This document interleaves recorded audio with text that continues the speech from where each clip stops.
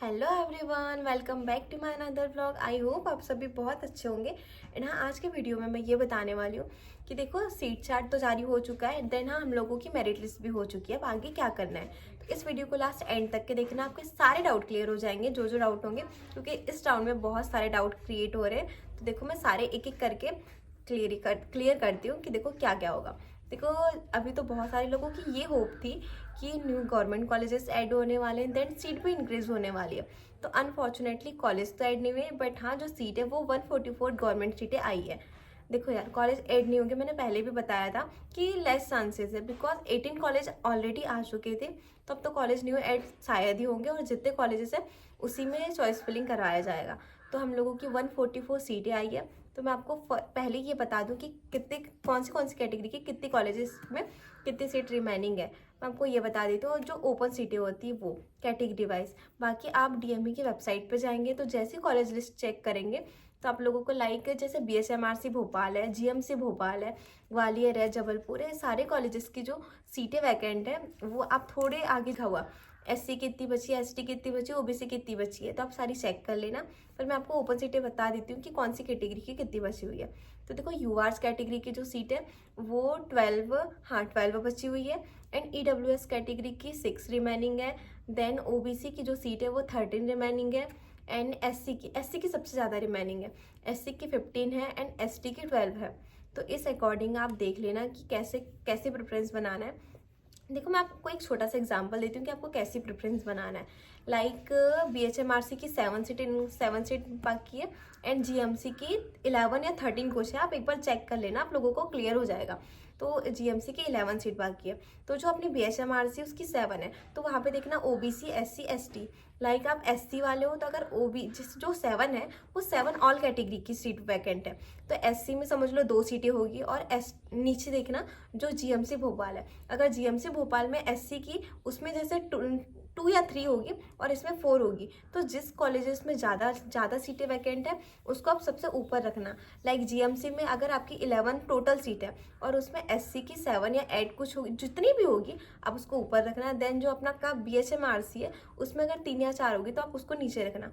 आप ऐसी प्रेफरेंस बनाना, जिसमें ज़्यादा होंगी आप उसको ऊपर रखना, एंड जिसमें कम होगी आप उससे नीचे रखना। तो इस अकॉर्डिंग अगर आप बनाते हो तो देखो आपकी रैंक जो वो भी ज़्यादा होगी, तो आपको उसमें भी कॉलेज मिलने के चांसेस हो सकते हैं। और हाँ, ऐसे अगर कॉलेजेस रैंडमली डाल रहे हो कि नहीं यार मुझे सीटी वाले चाहिए, तो देखो यार वो तो शायद ही इम्पॉसिबल है, क्योंकि हर चीज़ जो है वो एक रूल से होती है। तो आप लोगों को भी थोड़ा रैंक एंड परसेंटाइल डिसाइड करके ही आपको सिक्वेंस प्रेफरेंस बनाना है अपनी। तो आप लोगों को कॉलेज अलॉट हो सकता है, बिकॉज 144 ही सीटें अवेलेबल है। तो आप अपने अकॉर्डिंग बनाना, अगर जिसकी रैंक अच्छी है, जिसके भी ओपन सेकंड जो अपना राउंड हुआ था उसमें 2000 या 3000 के आसपास में रैंक अपनी क्लोज हुई थी, तो उससे आप 10 ऐड कर लेना या 15 ऐड कर लेना, क्योंकि इससे ज़्यादा तो कट ऑफ नहीं जाने वाला है।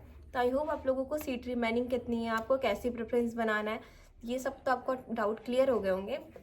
बट हाँ, अब ये वाला डाउट बचा है कि बहुत सारे बच्चों के नाम नहीं आए। तो देखो पैनिक मत करो। जो डीएमई की वेबसाइट है वो शायद अभी कुछ देर में अपडेट कर दे, या फिर कुछ भी कर सकती है वो, क्योंकि उससे बाई मिस्टेक हुआ है, उसने जानबूझ के तो नहीं किया होगा। क्योंकि जो अपनी मेरिट लिस्ट आई है, जिस बच्चों ने फर्स्ट राउंड में रजिस्ट्रेशन करवाया था सिर्फ उन्हीं के नाम इंक्लूड है।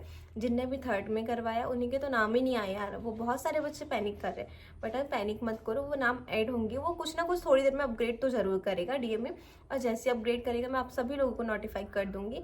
बट अभी जिन बच्चों के नाम नहीं आए वो तो चॉइस फिलिंग भी नहीं करवा सकता। और जिन बच्चों के नाम आ गए हैं तो आई सजेस्ट यू कि आप लोग अभी चॉइस फिलिंग ना करवाएं, थोड़ा वेट कर ले। शाम तक को करवा सकते हैं, या शाम तक के करवा लेना, बिकॉज सिर्फ 2 ही दिन का टाइम है। तो कभी अगर साइट नहीं चलती, कुछ भी इशू आ जाता है, तो शाम तक के तो करवा लेना। बट अभी थोड़ा वेट कर लो, अभी मत करवाना चॉइस फिलिंग, क्योंकि अभी जो लिस्ट आई है आई होप वो चेंज भी हो सकती है। वो होगी यार, क्योंकि बहुत सारे बच्चों के उसमें नाम ही नहीं है। तो वो लोग क्या करेगा, क्योंकि बहुत सारे बच्चों का ये कहना है कि देखो हमने 1100 रुपये दिए, इतने में तो हम लोग को एक बैच खरीद के पढ़ सकते थे।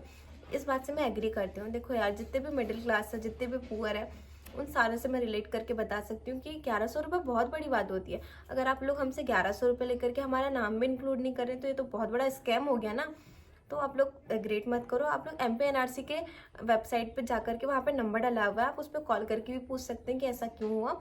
तो आई होप वो लोग आपको बता दें कि उनसे मिस्टेक हुई, या फिर उन लोगों ने किस कारण से ऐसा रिजल्ट दिया है।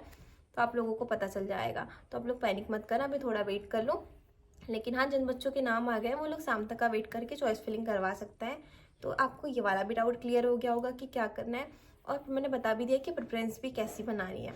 तो बस ये सारे डाउट थे, तो मैंने इसमें क्लियर कर दिया है। और हाँ, जैसे ही कोई भी अगर डाउट होगा तो आप मुझे कमेंट सेक्शन में पूछ लेना, मैं आंसर कर दूंगी। आई होप ये वीडियो आपको बहुत हेल्पफुल हुआ होगा। तो लाइक एंड सब्सक्राइब जरूर कर देना। Bye bye.